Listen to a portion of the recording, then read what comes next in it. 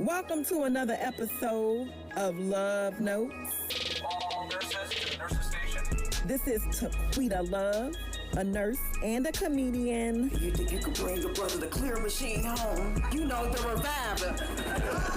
And I'm talking to my funny friends about medical mishaps. Clear! You are listening to Love Notes. Okay, well, what's up, y'all? This is Taquita Love, and welcome to the next episode of Love Notes. I'm here with my girlfriend, comedy comrade, Yeah. Nnete. Hey. Y'all, I wanted to just, I ain't seen you in a minute, and sometimes when you don't see your friends, you got to be like, yo, come do my show. Yeah, and I appreciate that because I'm always show up. You always look out, so I appreciate it. Get me out the comfort zone. Yeah. So I will always show up. Congrats on doing it because that's the big part of here is I like know, you just got to just doing it. just get up and do it. Just Yeah, exactly. Yeah. So I've been living this LA life. go. Well, you look good. Thank you. And Well, you do sound too. good. Thank you. Thank you. I'm like, you know what? Thank God I don't look how I felt the past year or two because it was real. Like, I don't know, like I was dealing with Hashimoto's. This is thyroid disease, but I didn't know that's what it was. And I know that you're a nurse. So, again, thank you so much. My mama a nurse. I'm Nigerian. Like, my family's all in the healthcare system, but me. I just go and use the services. How did you skip being a nurse? How did I skip being a nurse, doctor, and all that? Because my yeah. dad went to medical school. Easy. I was like, that ain't my life. That ain't my choice. And they accepted it? It No. wasn't pushback? No. Okay. They didn't really accept it. They had to eventually because I was always a talker. So they were always trying to get me to go to law school, which they still to this day will ask, when are you going to law school? And I'm like, I'm not. So we're going to get over that. So I just ended up doing my own thing. I just kept doing, I got my degree in finance. So I'm dealing with money. So it's still, Okay, well, that's the good part. Yeah, exactly. Well, you like- Exactly. I was like, 'cause I started a theater major in college and my parents was like, hell no. Like that was a fight. Okay. And then I was like, well, the only thing else I care about is money. That's a good thing to care about. It is a good thing. It takes care of everything. So I got my degree in finance and then went straight into radio. Anyway, it was Radio was where? radio in Houston. So this is all in Houston. Like literally I was getting my finance degree at University of Houston. Go Cougs. And by the time I was graduating, I had already started interning on the morning show for Radio 1 in Houston on 97.9. Okay. By that time, like just was like, that ain't gonna work neither. 'Cause I used to work in oil and gas. It was so boring. Girl, Oil and gas doing what? finance. Like I was a credit analyst for, a big oil company doing boring stuff. You sitting there looking at their spreadsheets and their financials, deciding do you give them a line of credit so they can get more gas and products for stuff I do not. I was like, oh my God. Did not. I only like the 1st and the 15th payday. Okay. Yeah, that's that. So yeah, just transitioned from that into radio, interned for years, and then finally became the host of the morning show. And then from there, I started doing stand up. And I think, did you start stand up in LA or back in I started taking it more seriously in LA when I moved, but I had started maybe a year before. But at that time, there wasn't even a big comedy scene in Houston. It was just like, this Tuesday night hookah lounge spot that we would go to, and it's like, okay, I'm gonna figure it out. But I was scared in Houston. I was always scared because I was like, well, I'm on a morning show. I can't suck at night. Like, this ain't, like I was just always scared of being judged. I found my voice more when I came to LA because it was like, I don't know nobody. They don't know me. Let's figure this out. Yeah. I started in LA too. Okay, yeah. I'm from Chicago. I met you, I don't know if I met you at Marty's or through the stand-up class. Yeah, I can't remember which one, but that whole circle. I feel like once when you're a comedian, for one, you become cousins just on site. Exactly. You might okay. And then I feel like when you a female comic, then like it's a little bit more intimate because it's just like it's kind of like, what are you doing and how are you getting it done and what it's kind of like we feel like there is more of a camaraderie. It's like, cool. I'm like, oh, you doing your thing. I'm doing my, let's do it. Like, I'm a girl's girl. I'm always like team woman, team girls. It's easier, in my experience, at least. It's like, that's who I mess with. Fellas are cool too, but I love the fellas, of course. Love the guys. I can't live with you, can't live without y'all. But when it comes down to it, I'm like, I'm going to go with the girls. In LA, because I was a travel nurse for a while, then I moved out here. Okay. But I didn't have a real big circle of friends. So it's dope to like meet people like you that was out grinding and they had talent and new stuff, and it was just like she been on the radio, she been doing this, she could write jokes, And I know that you did one of the diversity showcases. Yeah, at NBC Universal. I've done theirs. I did theirs twice. I was actually a tour guide at Universal for a while too. That was my little side hustle because I was like, all right, the first year, maybe two, I was like, I'm just doing stand-up. That's when you see me all the time. All the time. All the time because I had no job. You know what I mean? It was just like, we just grinding it out.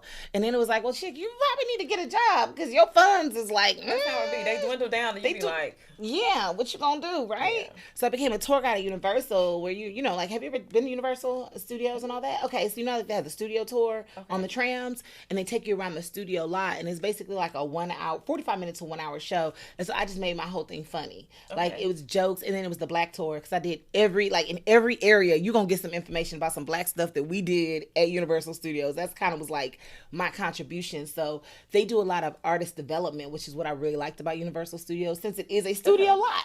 And so we had like oh my gosh, my name James Elmore, I'm messing up his name so right now, but basically Brenda and Brandon's dad from 90210. I cannot, I feel like he's been my director coach twice in like acting and stuff like that, and he's just really, really dope there, and we get free classes, and that's what I really enjoyed and took from there, and that's what also gave me community, because it's all like actors and comedians and improvisers there. So working there. Yeah, it did. It really did. Because I was wondering, I'm just like, I know, you know, like in the comedy scene and on the grind, you see people and then they disappear and you're like, where did they go? And then, you know, then you'll see what they've been up to, like they might be on a movie or they might have been writing for a show or something like that. But it's dope to know that, you know, you've been doing that and then improvising. Like I did like Groundlings. I've done like I really like improv. Like I really like, I like good improv. I like improv, but it takes so much commitment. It does. To get good at it. Like, it does. And me working all day and then doing stand up, it was like I had to pick one. Well, that's what I admire about you though, because it's like, I remember, I'll never forget, you said, hey, I ain't quitting until I absolutely have to, whatever. I got these days saved up, that, and it gives you more life. You know, I mean, no, seriously, I'm looking for an entertainment job right now. Like, what else can I do and serve in that kind of way to get you just kind of out of your head, out of your house, now that I got my energy back. But yeah, like, no, improv, you're right. Improv takes a lot, but it made my stand-up better. That's what helped me start booking more like TV shows and movies, because the original dream was acting. That was always the dream. And then I got into radio and stand-up. And then when I got here, I was like, well, shoot, like everybody kept saying improv. I took a class and like fell in love. Where did you go? Groundlings. Okay, Groundlings. I went to Groundlings. I really Groundlings is my favorite, hands down. Oh, I've seen shows at Groundlings, but I've never done Groundlings. I did Second City in LA and also UCB. Okay, yeah. And I love both of those. They help you become a stronger writer. Yeah, exactly. Like, I did UCB's sketch writing. I'm in their program, and their diversity. I'm in everybody diversity program. That's my reparations. Okay. That's how I get into everything. I'm like, I need it free or discounted. How can we do that? They want our voice. They do. Because they try to duplicate it and they can't. So you have to just start hiring us, but then also it's like the things that haven't been available to us. That's why they do that. Because I ain't never heard of improv until I moved out to LA. And we grow up on, like Richard Pryor. Yeah, and regular. That's our entertainment. Right. Versus like all of the people that I love, Melissa McCarthy, Kristen Wiig, Will Ferrell, they're all Groundlings. Like a lot of like the people, I can't think, Gary Anthony Williams. Oh, yeah. He was Groundling. Like he is so, like to see them work. We got to go see the black version together. It's like an all black improv troupe with like Naima, like they're all on TV. Yeah, black version. I know Naima Funk and Josh Funk. They were in a group called the 3-1. Because she's Second City, isn't she? She's Second City, yeah. I met them when I was in Second City. Nice. And she told me, she was like, when I was doing improv, she was like, always, play the intelligent, like up the intelligent part. Don't be the black girl that's petting your hand, your wig or whatever. Because they're going to do that already. Because that's what they're going to do, because that's what they think we do. But but there's like, so many bits of us. I'm the nurse, and I'm the doctor, and I'm that. All in one. How you going to do that? In improv, you can do anything. You can do anything and pat your hair, too, if you need to. But I'm not always going to go there. That's like, if y'all acting a fool in y'all's ethnicity, I'll go there with you, to be the peas in a pod. But yeah, that's that. Love Notes is sponsored by Last Name Love Entertainment. Yes, invest in yourself, girl. You got to do that. Okay. Tax write-offs. Right? I can help you with that, my sister. Oh, you know what? I can help you with that. Girl, 'cause they at me. They trying to take all my little Oh, money. really? Yeah, I give you a list of all the tax write-offs that you can possibly get. I did taxes in Compton for 2 days. That's as long as I lasted in Compton out here when I was trying to get a real job. Because, the people, they was ready for their money. They thought I had their money. I was like, I don't have your money. I was getting cussed out. I was like, hey. And then I got a call for an audition. I had 2 auditions. I was like, I'm not coming back. Like, that's crazy. Yeah. I tried. I know when I first became a nurse, like I tried. You know how people have like the low key hookups where you maybe you put other kids or people's kids on your. Do you do that? Do people ask you to do that? Oh, there was all kind of stuff that was going on over there. Like people came in with, they came in with nothing. And was leaving with like a barbershop. They at home daycare. They got a moving service. I was like, No, I said I'm not putting my name on that. Okay, because I was like, I'm not trying to go to. I ain't trying to go to jail. Like that's why I lasted 2 days. Oh, okay. Yeah, and people was cussing me out. I was like, In the community, growing up, girl, my mom gave me a hookup for taxes. Okay, and that fell through because the hookup she gave me, somebody else was using the same hookup. Meaning the same validation. Oh no, I get what you're saying. I get what you're saying. Do you know I'm still in the hole? I can't claim anybody for 7 years, so I got in trouble with it. Really? I know that happened to somebody else too. Yeah. See, I don't ever claim the kids, but there's other ways you can get your write-offs and stuff on. Okay. The good ways, yes, we can talk like the legal. I'm like legal ways, and everything you do for yourself, you can write off. Yeah. Your hair, everything. I'll be. Everything, makeup, everything, because we're performers. Yes. So I can get that Fenty. Yes, girl, get that Fenty. All right, Riri, we got you. The podcast studio, everything. Okay. Yeah. I'm definitely gonna, we can definitely do that. Well, I come from a nursing background. Yes. And I know you were telling me about your autoimmune. Mm-hmm. Yeah. And I wanted to ask, like, how did that present itself? Like, what did it, like, out of nowhere, like... Out of nowhere. So that's why I disappeared for a little while. Like, I have felt, now I'm finally feeling like how I felt when I first moved here 7 years ago. Because I'm highly ambitious. I do a lot of different things. But then it was like, I was starting to feel like a little depressed. And it was like, okay, it's LA depression. People just kind of write it off. Go to the doctor. They're like, oh, you need these pills. I was like, I don't need no pills. We ain't trying to take no pills. I don't think we ever try to take pills. Ever. I'm like, now what's the natural solution? How can I figure it out? And that was going on for like a year. But like my mood wouldn't change. So finally I was like, well, let me try these pills. Try the pills. It got worse. And so I was like, I got to change the pills. Okay. Change the pills. Started doing like therapy and stuff. Started feeling a little better, but nothing would stay consistent for more than like 3 or 4 weeks. So energy was down. Like I'd be like high, like not high in a bad way. Not no legal marijuana high, but just if it's legal, it's okay. It's exactly. But I would have energy and stuff for like a week or two, and okay, I'm doing my stand up, this and that. And then I would go through weeks of like just tired, like just could barely move, not motivated, depressive energy. And I'm like, well, I'm taking these pills. I'm in therapy. Like, how much more work do I need to do? Like, because honestly, I also used LA to really heal. I had lost my sister when I was like 18. Well, I was 17. She was 18. And so I never really grieved that. Like, my way of moving on is working. So LA came and I'm like, finally wasn't working as much. I was doing stand-up, but then all those things kind of came up. You got to deal with stuff when you sit down. Man. And so life, was like, oh, dang. And one of my line sisters is a therapist. She'd always be like, girl, you gonna have to deal with that. And I'm like, girl, I ain't got no time to be going through no feelings and stuff. Them feelings came up. They will stop you. And so we thought initially it was just that. And it was just that. But then I was like, y'all, I'm using my tools, I'm medicine, this and that. Why do I still feel so tired? And then I finally had a new doctor who did a full panel blood test. Because I was like, this makes no sense. Okay. Turns out my thyroid was severely low. My vitamin D levels were low. I was like, how? I ain't got vitamin D. I'm black. Like, And they were like, it just pops up. So she like souped me up on vitamin D. And then like we started doing like thyroid like medicine the past year and a half. But we finally got the right dose because I had to go to like an endocrinologist. Because I also had like a growth on my pituitary gland when I was in high school. Actually, my senior year of high school. But they didn't know it was a growth. I stopped having cycles. Having cycles.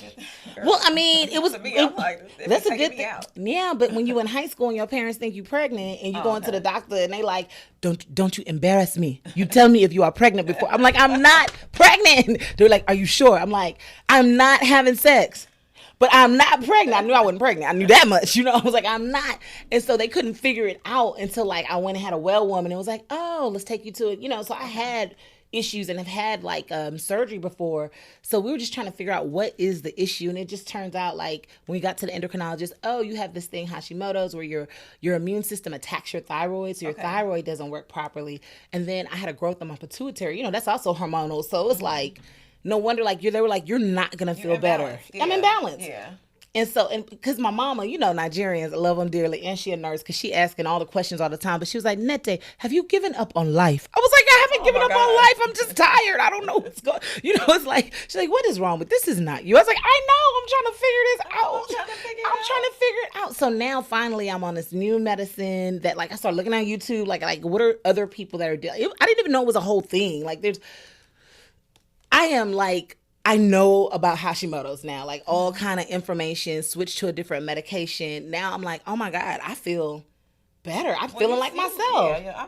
I'm happy you back. Me too, because I'd be like, man, like, I mean, I could do like maybe 2 shows and then I will be tired for like 3 days. Like I can't go, it's done. Like we ain't putting nothing on, this and that. Like it's over. So it feels good to be back, and thank you. Perfect time, and like literally the past couple weeks, it's finally like, okay, yeah, here we go, we back. My show. You gotta come do my CP time at UCB. Oh yes, I remember I came and did the characters too, which thank you. I really appreciate that, because all of those, like I've auditioned, got callbacks for like the CBS showcase, all of these other ones with characters, but just doing them in front of people like a regular audience, I hadn't really done. And I appreciate you being like, girl, now we ain't got time to be scared. Come do this.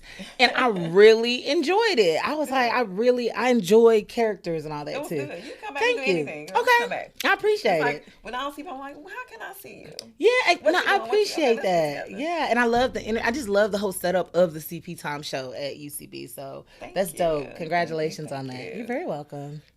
Oh, have you had any unexpected trips to the emergency room? Oh gosh, yes. Here, especially with this. I mean, yeah, it's funny, but it wasn't funny. It was so whack too. Okay, yeah. If it's funny, but it wasn't funny, it probably was funny. It's funny. It was so whack. So it was. I was doing background work. Trying to get my little SAG card, figuring all this out, and I did some background work on Straight Outta Compton. So it was like the pool party scene, you and your little flats, out there chilling the whole day.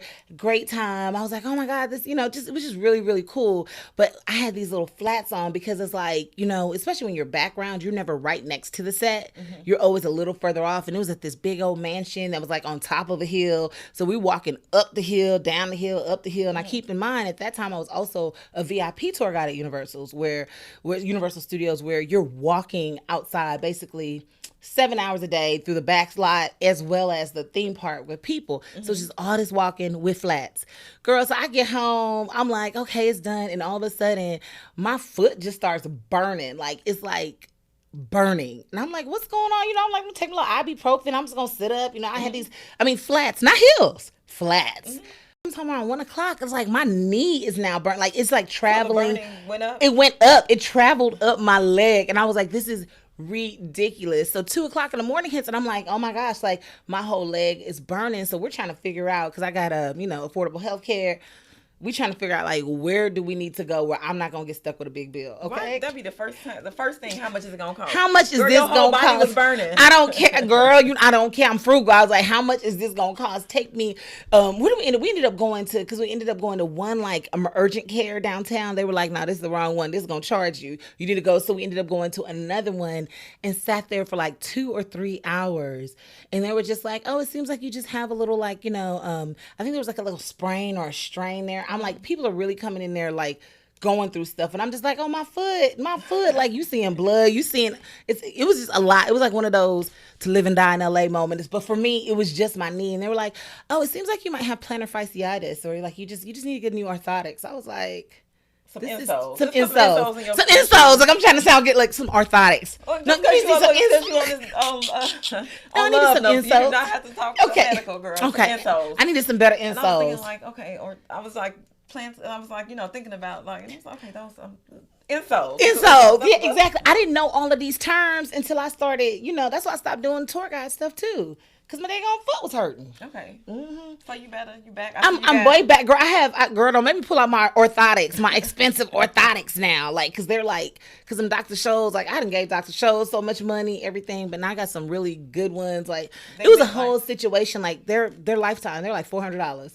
I can put them in any shoe. You can put them in sand. Like I was like, I'm falling apart. I moved to LA and started falling apart. Girl, I don't. LA don't do that. I think we just be just getting older. No, I know this black don't crack, boy. Like, right? Age, but the body what you see, but what happened on the inside?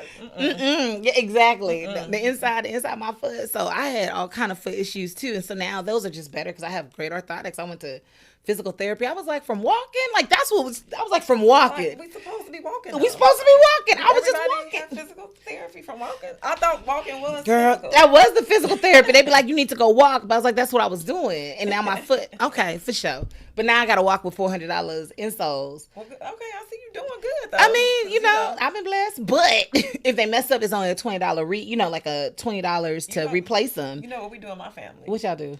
We would have had to replace them a couple times. Now we all would have had orthotics. Oh, that's so funny. It'll be like everybody y'all walk around with one person imprint. Oh, that is like, funny. Yeah, I had bought so many Dr. Scholl's. I probably bought $400 worth of Dr. Scholl's. Yeah, but it was fine. It was a decision because I wasn't balling at that time. I was like, okay, so what we gonna do? Like, I had to pray about that.